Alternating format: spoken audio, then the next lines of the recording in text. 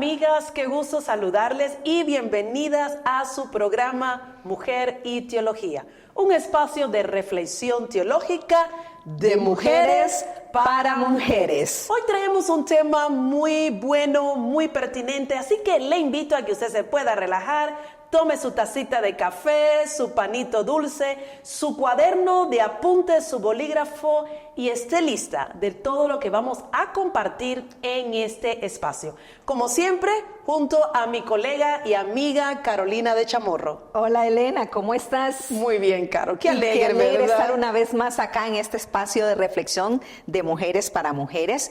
Elena ya les invitó a ponerse cómodas, a buscar su cafecito, a buscar su pancito o panito, como decimos acá en Guatemala, pero yo le quiero hacer otra invitación a que este espacio usted lo comparta con sus amigas, con sus amigos, porque aunque es una reflexión de mujeres para mujeres, es una reflexión en donde pensamos y reflexionamos a Dios en nuestra vida. Por lo tanto, grandes y pequeños hombres y mujeres pueden aprender de este espacio, Elena, y el día de hoy un temazo nos trae, sí, ¿cierto? Hoy queremos hablar y es la pregunta es, ¿quién es Dios para ti? Ese es nuestro tema, pero vamos a hablar entonces de la revelación de Dios. Dios se ha revelado, se ha dado a conocer. Cuando nosotros como hijos e hijas de Dios hablamos de revelación de Dios, es su autoconocimiento a los hombres. El sentido fuerte de esta expresión entonces se refiere por un lado al Dios mismo revelador y su libertad para dirigirse a los hombres, a las mujeres. Por eso es que la misma naturaleza de Dios, como Dios se ha revelado. Y algo bien sencillo, voy a hacer una dinámica aquí con Carolina. Cuando conocemos a una persona, generalmente decimos, mucho gusto. Yo soy Elena Vázquez. Carolina de Chamorro. Y nos presentamos por nuestro nombre, y estoy segura que usted también. Pero esto, cuando pensamos en Dios, ¿cómo sería para nosotros, Carolina? Y por eso, Elena, me parece pertinente la pregunta que traemos el día de hoy. ¿Quién es Dios para ti? Lo que queremos es que usted piense introspectivamente hacia adentro, hacia su mente, su corazón, sus experiencias, su vivir, su caminar en esta vida. De preferencia, ojalá y fuera un caminar con el Señor. La pregunta es, ¿quién es Dios para ti? Para mí, particularmente, Elena, déjame contarte que Dios ha significado un padre. Quizás usted no conoce mucho mi historia, pero en breve le cuento que la figura paterna para mí es nula, porque nunca tuve una figura paterna en el hogar.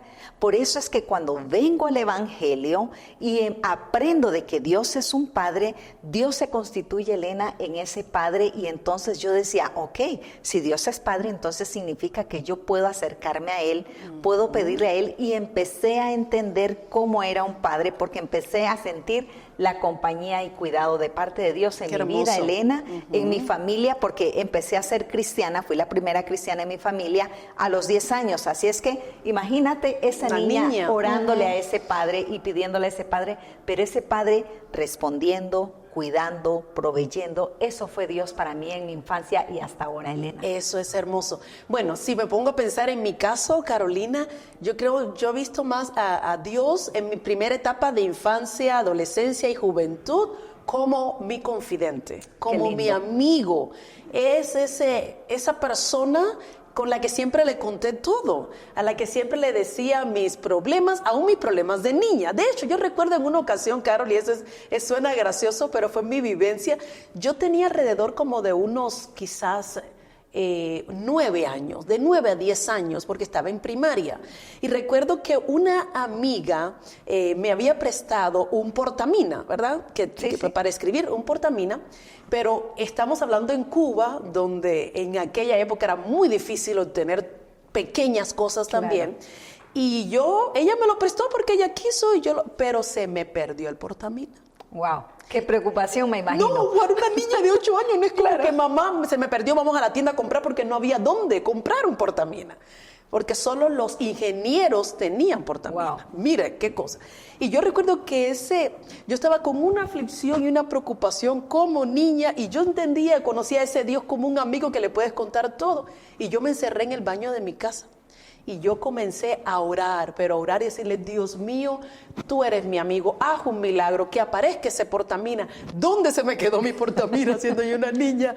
Y abro la Biblia. Yo me entré con mi Biblia pequeña y cuando yo abro la Biblia, en aquella época decíamos, abrimos y Dios nos hable como niña así. Le has concedido el deseo de su corazón y no le negaste la petición de sus labios. Eso yo leí siendo una niña de 10 años. Y lo más interesante es cuando yo leí eso, yo creí que va a aparecer mi portamina. Claro. Salgo del baño de mi casa. En lo que yo estaba orando y leyendo y afligida, escucho una voz de mi tía que había llegado a la casa. Mi tía había llegado con un portamina, porque mi tía trabajaba en la universidad de la CUJAI, que es una universidad de ingenieros en La Habana. Ella traía un portamina. Eso para mí marcó tanto mi vida, como vi a Dios entonces como ese amigo confidente que te ayuda, porque ¿qué es una amistad? Es esa persona que te socorre, como lo dice la Biblia. Por eso en toda esa etapa, yo, y aún lo sigo viendo como ese confidente, como esa ayuda. Ya en mi etapa adulta he conocido a Dios como mi esposo. Eso me recuerda, Elena, entonces, cómo es que Dios se ha revelado a su pueblo. Como recordaremos, Elena, el pueblo de Israel estuvo esclavizado por 400 años en Egipto. Así es que, querida amiga, para Elena Dios fue ese amigo que la socorrió en ese tiempo de angustia. Para mí fue un padre. Para el pueblo de Israel fue ese libertador, ese ser que los va a sacar de esa esclavitud. Y por ahí entonces aparece la historia de Moisés. Hermosa en el capítulo 3 de Éxodo, cuando Dios se va a revelar al pueblo, pero se revela primero a Moisés, y lo que nos cuentan los primeros versículos es que Dios escucha el clamor de su pueblo. Dios socorre a su pueblo y por lo tanto llama a Moisés, lo invita. Pero lo que queremos destacar acá, Elena, es cómo es que Dios se presenta a Moisés, y lo vamos a ver acá del 11 al 14, que dice: dijo Moisés a Dios: he aquí que yo llego a los hijos de Israel y les digo, el Dios de vuestros padres me ha enviado a vosotros. Si ellos me preguntaran, ¿cuál es su nombre?, ¿qué les responderé? Respondió Dios a Moisés y le dijo: yo soy el que soy, ese es el que te ha enviado. Aquí hay un nombre que está definiendo no una cosa, está definiendo a Dios, un ser, pero es un ser que esta misma frase podría ser traducida como el que permite o llega a hacer las cosas, pero también puede traducirse yo seré el que seré en término futuro, o hago ser lo que es. Es decir, esta expresión con la cual Dios está dando a conocer a Moisés, y que es la forma, Elena, en la que él debe de llevar al pueblo de Israel, les está diciendo que la esencia de Dios, la eternidad de Dios, Dios mismo es el que se está presentando ante ellos. El hermoso yo soy. El gran yo soy. Lo vemos en el Nuevo Testamento, realmente cómo Jesús usa esta misma frase, el yo soy. Y tenemos las 7 declaraciones de Jesús en el Evangelio de Juan. Y en cada una de ellas, él va a combinar el yo soy con las metáforas, que estoy segura que las amigas pueden recordar varias de ellas, ¿verdad? Sí. Con las metáforas que van a expresar de Jesús. En el Antiguo Testamento, como decías, está esa esencia de yo soy el que soy, yo soy el centro de todo, yo soy Jehová. Y con esa autoridad sale Moisés. Ahora Jesús va a usar el yo soy presentándose a él mismo, diciendo yo soy, y con esa metáfora va a revelar entonces también su misión en esta tierra. Así ¿verdad? Y no es más aún que la identidad, es la esencia misma de Jesús, su ministerio y su propósito. Y no sé cuál nos pudieras compartir, Carolina. Vamos a compartir con las amigas de esos hermosos yo soy, ¿verdad? Así es, porque recordemos que si Jesús es la única persona que utiliza ese yo soy, que hace eco, como ya lo dijimos, del Antiguo Testamento, particularmente del Éxodo, cuando Dios se manifiesta con ese poder donde va a liberar al pueblo a través de esas 10 plagas. Pero luego Jesús dice, yo soy. De hecho, Elena, solo para hacer una conexión, ¿verdad? El libro empieza hablando de ese gran logos. En el principio era el verbo, y el verbo era con Dios, y el verbo era Dios. Eso nos ayuda a entender entonces cuál es la intención de Juan con su evangelio, y es dar a conocer esa eternidad y esa divinidad de Cristo. Por lo tanto, cuando él en Juan capítulo 6, yo te invito, querida amiga y amigo que estás ahí, que busques en tu Biblia Juan capítulo 6. Vamos a ver cómo es que se aparece Jesús. El contexto en los primeros 15 versículos nos cuenta acerca del milagro de cuando Jesús alimenta a los 5,000 con los 5 peces y los 2 panes, ¿verdad? Pero también va a estar del 16 al 20 del capítulo 6, cuando Jesús anda sobre el mar y ahí les dice: yo soy, no tengan miedo. Pero todavía no se compara con nadie o no hace esa metáfora, que dicho sea de paso, una metáfora es cuando le atribuimos las características de una cosa o de una persona a una cosa. Pero en este caso es Jesús mismo que está tomando esas cualidades de esas cosas para decir quién es Él y representarse a sí mismo. Pero luego Jesús hace una pregunta exhortativa de los versículos 21 al 24. Le dice: ustedes no me buscan a mí porque crean en los milagros que yo hago, sino porque quieren comer más, quieren conocer más acerca de mí. Y la metáfora acá es: Jesús es el pan de vida. Por eso dice: no me buscan por las señales, sino porque quieren comer más pan. Por eso, cuando llegan los discípulos y hablan con él, veamos en el versículo 28 particularmente. Entonces le dijeron: ¿qué debemos hacer para poner en práctica las obras de Dios? Ellos se están preguntando, ellos están inquietos porque quieren conocer, después de que Jesús les dice por qué razón ellos lo están buscando. Y Jesús les va a responder: esta es la obra de Dios, que creáis en el que Él ha enviado. Le dijeron entonces: ¿qué señal pues haces tú para que veamos y te creamos? ¿Qué obras haces? Imagínense que curiosamente acaba de alimentar a 5,000.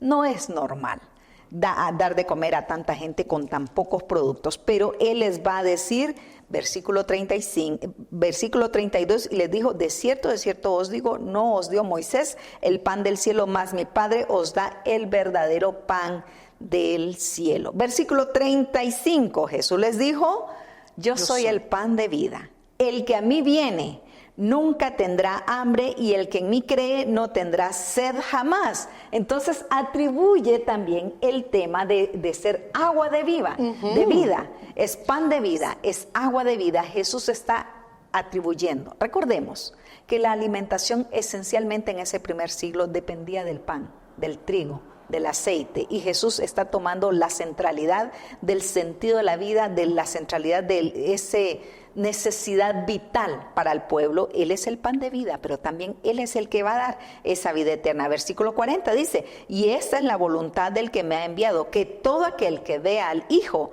y cree en Él tenga vida eterna, y yo le resucitaré en el día postrero. No tiene que ver, Elena, con vida física, tiene que ver con vida eterna. Pero la segunda metáfora a la cual yo me quiero referir... Un segundito. Dime, claro, Elena. ¿sabes qué me llama la atención también en esta primera metáfora? Ajá. En el versículo 32, cuando dice: no os dio Moisés pan del cielo.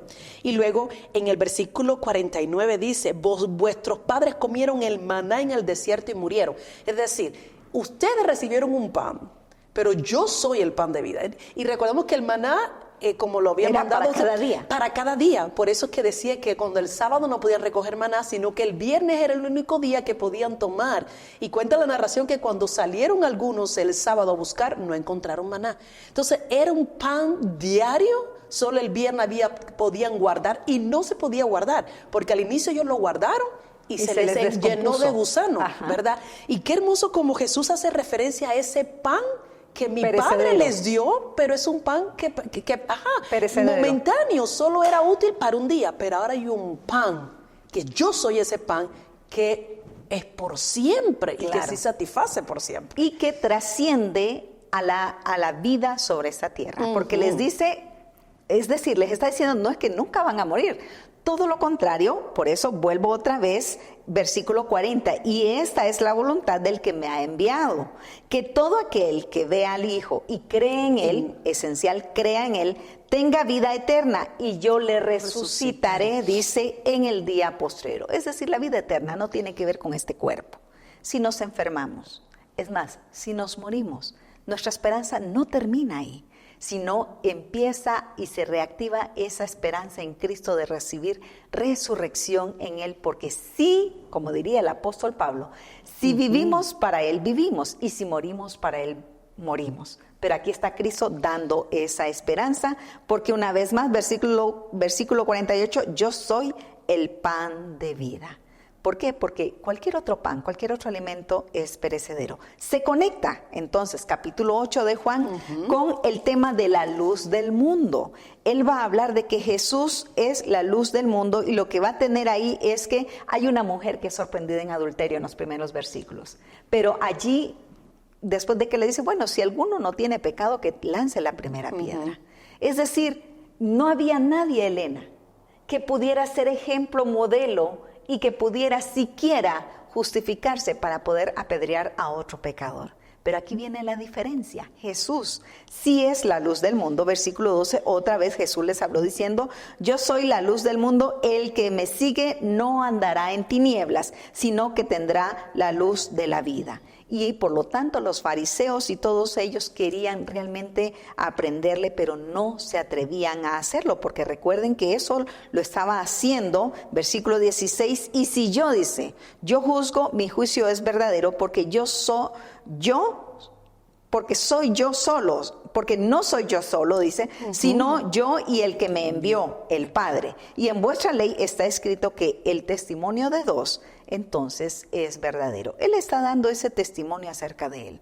Las escrituras, Elena, en distintas partes habla de la luz. Por ejemplo, cuando el salmista habla, lámpara es a mis pies tu palabra y lumbrera en mi camino. Pero Jesús también en algún momento exhortó a los discípulos y les dijo, vosotros sois la luz del mundo. Una ciudad en lo alto no puede ser escondida. Y la luz no es para ser oculta, es para brillar. Ese es el propósito de la luz. Y Jesús vino, brilló, estableció la diferencia, y es ahí donde nos desafía a cada uno. Primero, a creer en Él, que Él es el pan de vida. Y segundo, a vivir como Él, no juzgando con superioridad, sino viviendo en su verdad, Elena. Eso es hermoso. Ese pan y esa luz. ¿Qué les parece si vamos a un receso, un poquitico de descanso, que las hermanas se estiren sus piernas? Exacto. Han adquirido mucho, han escrito mucho, y regresamos solo después de esta pausa para seguir aprendiendo sobre estas declaraciones, metáforas que usó Jesús, los yo soy. Nos vemos en unos minutos.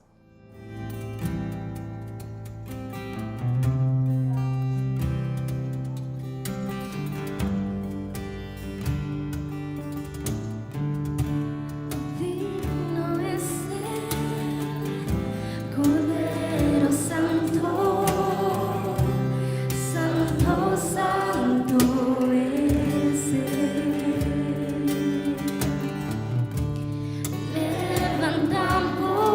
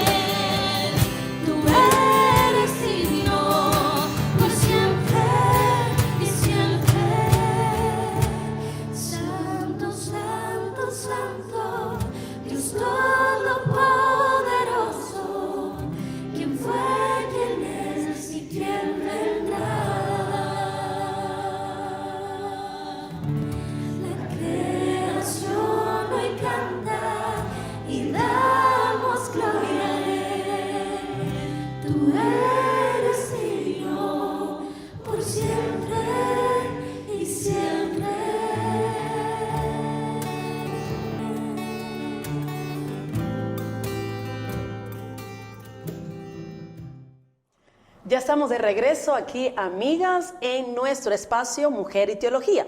Hemos estado compartiendo desde la primera parte del programa sobre los yo sois, pensando en esa identidad y la presentación de Jesús. Siempre nuestra pregunta en este programa ha sido ¿quién es Dios para ti? Y estoy segura que cada una de ustedes ha podido dar una pequeña respuesta de quién ha sido Dios o muchas maneras en las cuales han conocido a Dios. Pasamos a hablar entonces de cómo Jesús se presentó y vimos en unos 2 primeros yo soy con nuestra amiga Carolina y quiero compartirles hoy un tercer y cuarto yo soy. Y este es yo soy la puerta de las ovejas. Abran sus Biblias en Juan capítulo 10 a partir del versículo 7. En el versículo 7 Jesús ahí se presenta y dice así: volvió pues Jesús a decirles: de cierto os digo, yo soy la puerta de las ovejas. Cuando vemos el capítulo anterior, la historia de la cual se está narrando es este joven ciego que recibe la vista. Todos los fariseos, las personas del pueblo, es este joven que Jesús hace ese lodo, se lo unta en sus ojos y lo manda al estanque a lavarlo. Esto trae una conmoción en todo el pueblo y todos quieren saber. Algunos dicen, pero este no es el que pedía, este no es el que estaba pidiendo, este no es el ciego. ¿Quién es? ¿Y quién le hizo ver? Bajo este interrogante se acercan entonces también los fariseos y empiezan a preguntarle al ciego quién le había hecho este milagro.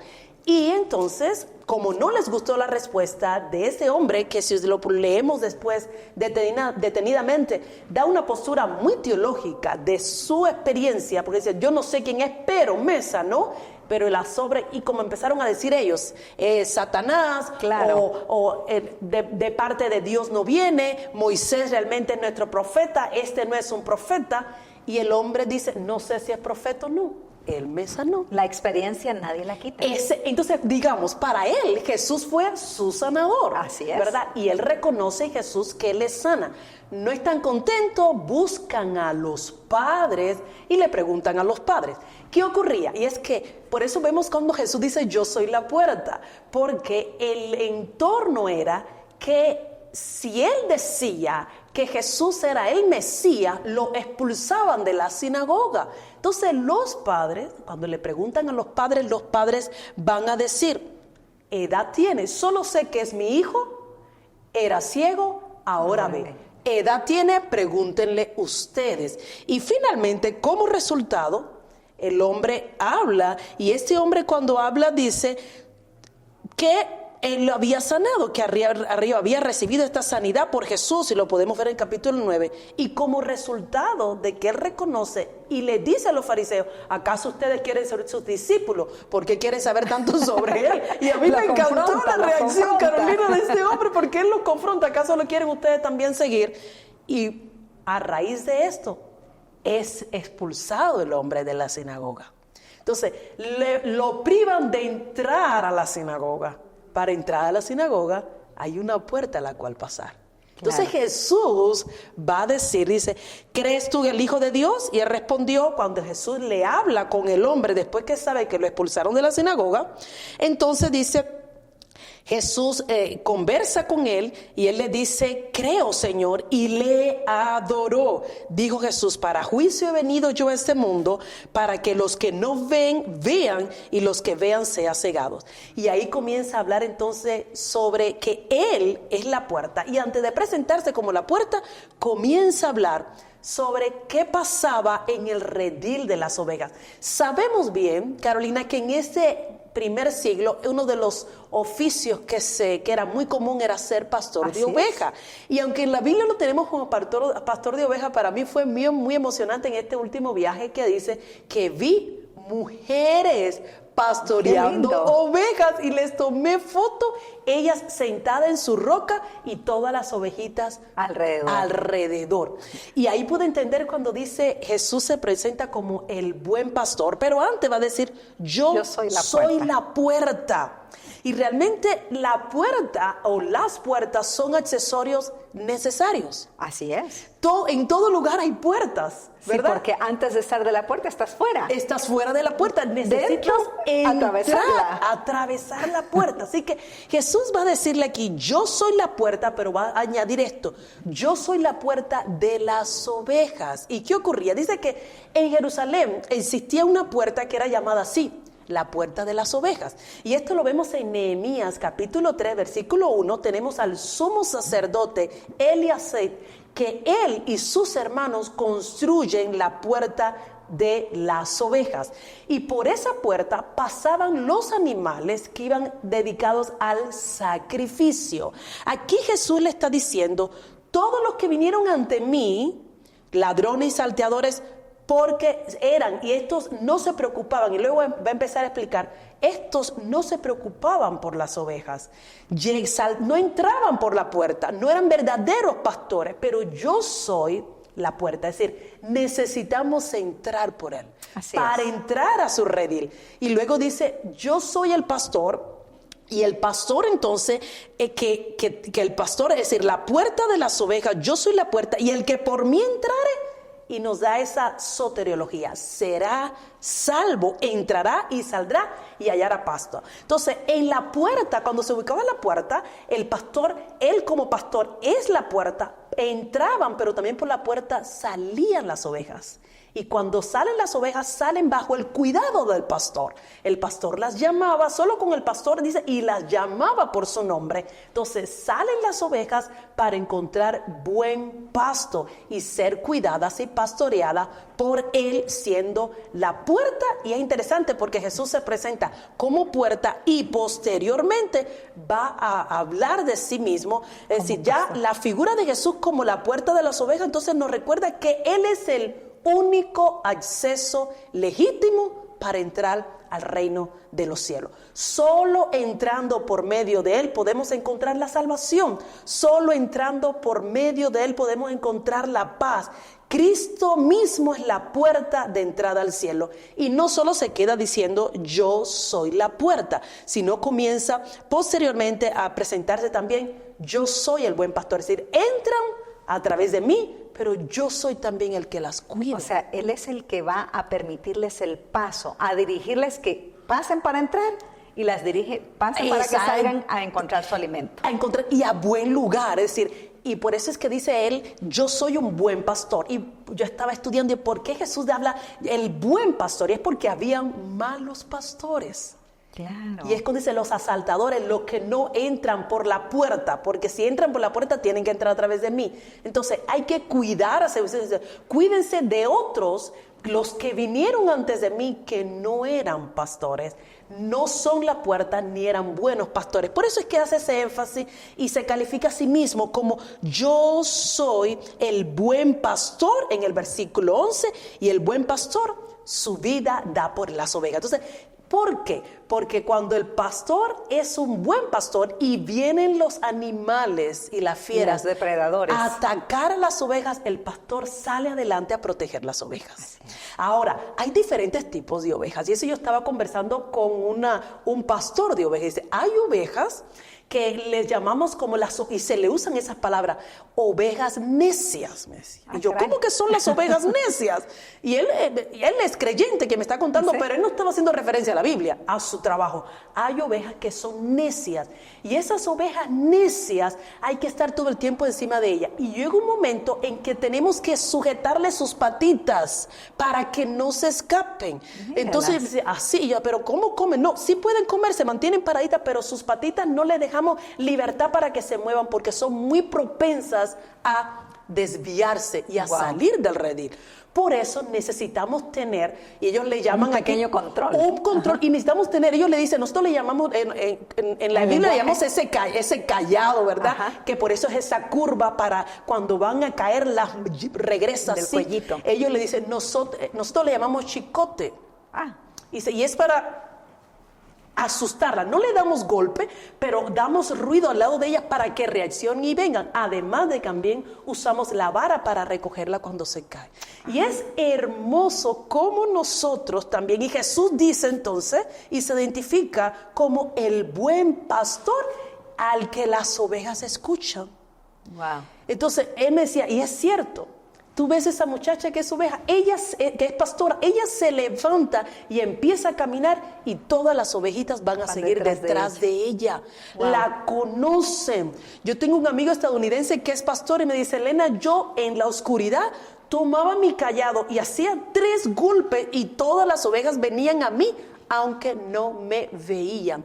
Pero sí sabían distinguir el sonido de esos golpes. Entonces, eso es hermoso porque Jesús utiliza a las ovejas para hablar de nosotros. Y Él, como el buen pastor que cuida a sus ovejas, las ovejas necesitan una actitud de sumisión, una actitud de dependencia, porque lejos de su pastor están perdidas. Wow. Entonces, este versículo y estos yo soy tan hermoso. El portero, porque Jesús como la puerta reconoce también que Él, para que puedan entrar al redil a través de Él, las ovejas siguen al buen pastor porque conocen su voz, reconocen cuando las está llamando y dice, y las llama por su nombre. El buen pastor también conoce a sus ovejas, conoce bien a su rebaño.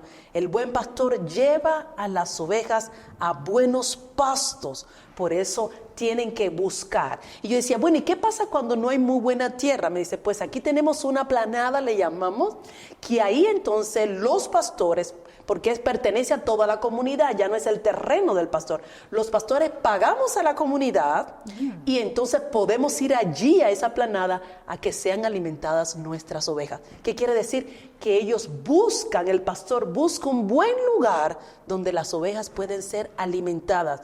Y la entrega del sacrificio de Jesús cuando dice que el buen pastor su vida pone por las ovejas. Y para terminar, cuando dice en el versículo 16, también tengo otras ovejas que no son de este redil. Aquellas también debo traer y oirán mi voz y habrá un rebaño y un pastor. Y algunos teólogos se acercan a esto diciendo ya que vemos un aspecto más de la inclusión de gentiles a este redil, ¿verdad? Qué maravilloso. Y es esa inclusión de nosotros. Nosotros somos esas ovejas que Él salió a buscar, que no eran originalmente de ese redil, pero que escuchamos su voz y ahora somos un rebaño con un pastor, con el buen pastor. Qué lindo, Elena, ¿verdad, qué lindo Carlos? esas otras 2 metáforas que nos explicaste acerca de Jesús, de cómo Él se presentó como esa puerta y también como ese pastor. Vamos a hacer otro pequeño break o pequeño descanso para que usted vaya, tome agua y vuelva con nosotros. No se separe de Mujer y Teología. La teología es una herramienta que te permite entender la fe cristiana desde la revelación, pero también desde la razón y el intelecto.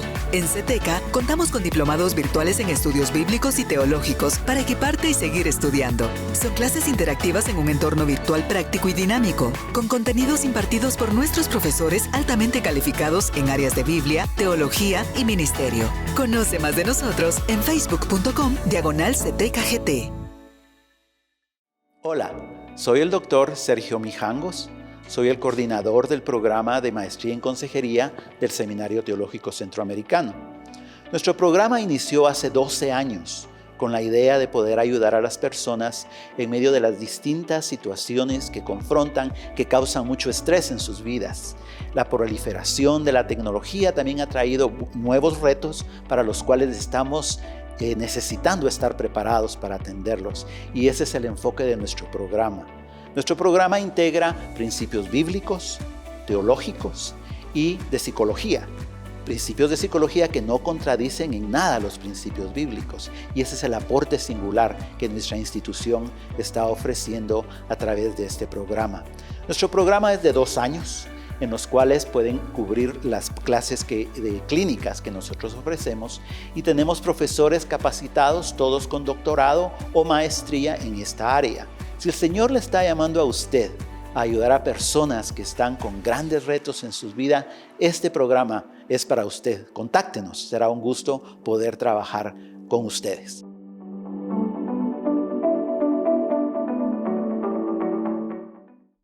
Bienvenidas, volvemos a nuestro espacio Mujer y Teología. Hemos aprendido 4 yo soy. de cómo el Señor Jesús hace esa conexión, ese eco del gran yo soy que Dios se presentó a Moisés allá en el Éxodo. Recordemos que para el pueblo de Israel fue un liberador, pero aprendimos también dos yo soy, de los dos primeros que Jesús nos explicó. En primer lugar, vimos, recuerde ahí en capítulo 6 del libro de Juan, que yo soy el pan de vida. Probablemente usted, dependiendo de la cultura en donde está, nos escuche, sea pan o tortilla. Por Centroamérica consumimos mucho tortilla porque somos una cultura de maíz, pero hay otras culturas que hablarán de mucho pan porque son culturas de mucho trigo también. Pero la pregunta que yo quisiera hacerle a usted, querida amiga o amigo, ¿quién es ese alimento central para su vida? Podría ser que usted diga, no, yo sin tortillas no puedo comerme ningún plato de comida, o yo sin pan no puedo comer o tomarme una taza de café, porque es importante para su vida, la vitalidad normal, pero para su vida espiritual, ¿quién o qué está siendo su alimento el día de hoy? Yo la invitaría a que considere que Jesucristo sea ese alimento central, así como Él se presentó, pero que no lo busquemos por las señales y los milagros que Él hace, sino por lo que Él representa, esa vida eterna. Porque recuerden que cuando Él se presenta como pan, no es solamente para sustentar este cuerpo, sino por esa esperanza de vida eterna que teníamos en Él. ¿Por qué? Porque todo lo que el Padre le diera a Él, dice, Él no lo iba a echar fuera. Y todo lo que el Padre y aquellos que creyeran en Él, entonces iban a poder tener vida eterna en Él. Entonces, mi querida amiga y amigo, ¿estás preocupado por lo de esta vida, cómo vivirlo, cómo pasarla? ¿O estás pensando en alimentar tu alma y tu espíritu a través de la palabra del Señor? Te invito a que sigas escuchando no solo este espacio, sino también leyendo las Escrituras para que en ella puedas encontrar ese alimento espiritual que necesita tu alma. Lo segundo que me gustaría invitarte es a que recuerdes, tu caminar por este mundo va a manifestar cómo te estás alimentando, pero también cómo crees en el Señor. Te estás llevando por tus propias justicias, como aquellos fariseos que presentaron a la mujer adúltera frente a Jesús y dijeron, hay que matarla, porque Moisés dice que si la encontramos en esta situación podemos matarla. No presionemos. A veces creemos que nuestra propia justicia es superior a la justicia de Dios, pero Jesús les dio esa gran lección. Ninguno de ellos era apto para condenar a aquella mujer. Ahora yo te pregunto, ¿habrá alguien a tu alrededor que de repente dices, ay, yo no soy como aquel, yo no hablo como aquel, no me comporto como aquel, yo soy bueno, justo y verdadero? De repente podría ser, Elena, que tengamos colita que pisar. Así que, mi querido amiga y amigo, seamos como Jesús, dirijámonos como Él, siguiéndolo a Él, porque Él es esa luz del mundo que nos va a enseñar a vivir en verdad la palabra del Señor, que nos va a enseñar cómo es ser justo, cómo es ser bueno, cómo es ser amoroso, porque Él representa ese amor y esa justicia de Dios para nuestra vida. Pero que no sea tu justicia, sino la de Dios la que dirija tu vida. Elena, yo sé que también dentro de los yo soy que tú explicaste, van a haber grandes aplicaciones. Sí, ¿cómo nosotros podemos entender estos dos hermosos yo soy? La pregunta que iniciamos fue, ¿quién es Dios para ti? Y yo le quiero hacer esta pregunta nuevamente a usted, mujer. ¿Es Jesús la puerta para ti? ¿Es Jesús la puerta para usted? ¿Sabe que el único acceso que tiene para llegar a la presencia de Dios es a través de Jesús?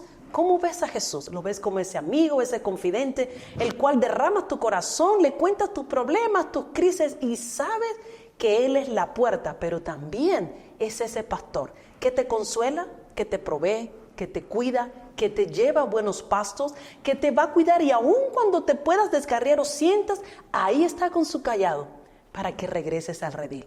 Y ese es un hermoso mensaje para usted y para mí. No olvidar que la puerta, nuestra puerta, es Jesús, que nos brinda seguridad, nos brinda protección y nos brinda un lugar donde estar bajo su cuidado.